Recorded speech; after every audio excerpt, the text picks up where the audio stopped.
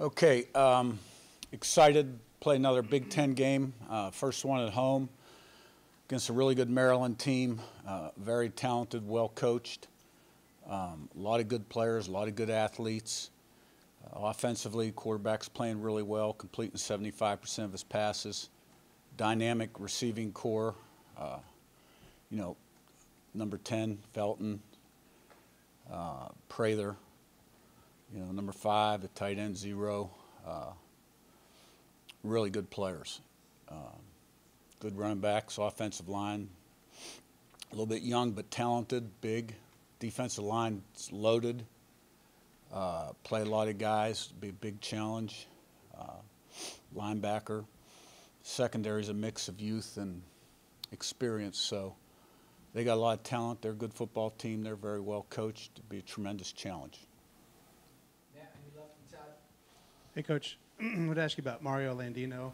He's obviously got some playing time early on. I know maybe some of it necessity because of the depth there. But what did you guys see of him when you're at JMU? What do you like about him so far as a player since he's been here? Yeah, he had a nice frame, good athleticism, can run, good twitch. He's got a motor, very coachable, learns quickly, kind of a tenacious type of guy. Really enjoys the process. He's got a nice future. Curt, excuse me, Curt. Maryland's quarterback Billy Edwards Jr. He's been in their program for a while. He's finally getting a chance to play. What have you seen from him on film, and what's helped make him as efficient as he's been this year? Yeah, I mean, I've known Billy Edwards for a while. He was my first year at JMU. He was the guy we had targeted. He sat in my office with his dad a couple times. Started out at Wake Forest, then transferred to Maryland, and you know he can make all the throws. He's got a lot of snaps under his belt. They'll also run him, and obviously he's a threat when he gets out of the pocket as well, when he drops back and escapes the pocket. So he's a very competitive guy with good arm strength and you know, good leader, and they like him, and I can see why. Yeah, do you know Mike Loxley at all? I mean, do you guys face each other as assistants back when he was at when you were at NC State? Just curious if you guys have known each other across. Yeah, I mean, we know each other a little bit. We haven't really spent a lot of time together back at State. You know, he was at Maryland and at Florida. Worked with Doc Holliday, a guy I'd worked with a long time down at Florida for Urban. Of course, he was at Alabama after I was there. You know, he's had a tremendous career. He's done a great job at Maryland.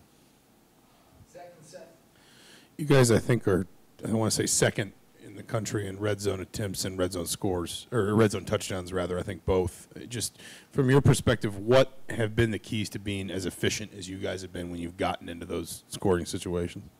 Well, I mean, we've run the ball well down there and thrown it well. Quarterback's played real good in the past game. We've had some open guys. He's found them. We've separated. So, and we have been down there a lot, like you said. But, you know, I don't think we've probably played the most difficult schedule up to this point. I'm not trying to shortchange anybody we've played. You know, the tests are going to become tougher week in, week out.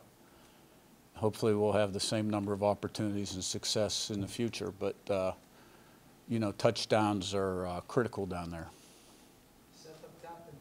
Yeah, Curt, you were saying on Saturday after the game that you've been pleased, I guess, with the progress Curtis has made since you started playing games. I guess now, especially after you've been able to watch the tape from Saturday, I guess, are you able to expand on that a little bit? Just what progress, you know, what have you seen him specifically been able to improve on since the season started? Well, he's in command. He's playing with a lot of confidence. He's seeing the field. He's making the throws. When the pattern breaks down, you know, he's running for yards, touchdowns, first downs. The guys have a lot of confidence in him. You can really see it all coming together. And I thought as the game went on, he really was sharp. You know, we scored 35 straight points. We took him out with time left in the third quarter. You know, we probably could have kept rolling. You know, he's playing very well right now. Pete and Joe. Curt, excuse me. When you face an offense that has this much firepower, do you find that maybe you spend a little more time with the defense in terms of, preparations than maybe you normally would? Yeah, I always watch all three phases. I've watched all of Maryland's games, obviously put a lot of time in the off season into Maryland. Once the week starts, I'm at the point now where I kind of let Bryant go a little bit. I don't look over his shoulder. There was a time I used to watch defensive practice and maybe make a few notes and call the staff in. Have not done that this year. Him and I did meet Sunday after the game, about a few things defensively. But I have total confidence in him and the defensive staff that, they're going to put a great plan together, and which gives us the best chance of being successful. On the same topic with defense, how important is the defensive line's performance with the talent that Maryland has on the outside? Well, I think no matter who you play, it all starts up front and being able to stop the run and pressure the quarterback. If you can put pressure on the quarterback, that's less time that you have to cover, in the defensive backfield and at linebacker. So, I don't think we played our best game this past week. I just didn't think the energy level was there. We weren't swarming the football like we've done in the past. I mean, I didn't see us really swarm the football until that 4th and 1 stop in the second half. So we're capable of playing better, and we're going to need to play better. Coach, I wanted to ask about wide receiver Donovan McCauley. Is he back to 100%, and what do you need to see from him to be able to earn more consistent snaps? Yeah, he, missed time. And, when you miss significant time in the season, sometimes it can be hard to catch up. But, he's getting closer. Tried to give him the ball a few times in the 4th quarter, came close, didn't quite work out. So looking forward to him getting back in the swing of things. Curt, you talked about the receiving core of Maryland, but what does Maryland bring challenge-wise that maybe you haven't seen yet on both sides of the ball that you guys will have to face this week? Well, I mean, this is going to be the stoutest defensive line we've gone against. They're really big inside, and they got good players on the outside too. And if you go 2 tight ends, they're going to bring 5 defensive linemen in, and they're very aggressive. It's also going to be the best receiving core we've seen up to this point. Probably the best quarterback we've seen up to this point. So it's the best football team we've seen up to this point. And you guys remember the game last year. It wasn't much of a game. So I'm sure they're going to come in here pretty confident, and they got a lot of the same guys. So looking forward to playing.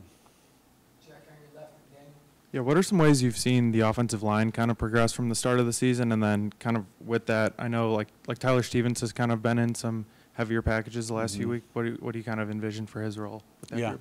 Well, I think we've done a lot better job protecting the quarterback since the opening game, and which has been a key to the passing game. And I think those guys are really playing well. They're tough, hard-nosed guys. Tyler Stevens, we had to bump him out, get some tight end reps because of James Bomba's injury. So we'll see how it shakes out this week, and we got to keep progressing and getting better. I want to say you all as a staff have started 4-0 the last 4 or so years. When you're in that process of trying to maintain that energy, maintain that momentum, what have you maybe learned about the keys within that? Well, we're used to being successful, this staff that I brought in, the players that are here. And, when you win, it's about maintaining your edge and avoiding complacency and not having the warm fuzzies and, not taking the rat poison, right? Eliminating the noise and the clutter, focusing on what's going to help you get to the point where you can perform to the best of your ability on Saturday, the preparation part, physical and mental preparation. So we have a mature team. I'm confident that those guys will be on point this week in practice and that we'll have a good week. You mentioned the rat poison, but how much is a balance? Because you also mentioned confidence, and Curtis is playing with confidence. It seems like both sides of the ball are playing confidence. And how important is that element to kind of keeping and sustaining momentum, and you want to kind of build on that? Well, success leads to confidence, which leads to success. And so they go hand in hand. And, but you still have to put the work in during the week because everything we do isn't fun. You got to pay the price in terms of your commitment level. Make some choices and decisions, good ones and sacrifices. So, but, you know, we should be a confident football team right now, but we got to put the work in. Ken up top and we'll wrap this up. Defensively, you've talked about avoiding the warm and fuzzies and being able to just change the way this team plays since you got here.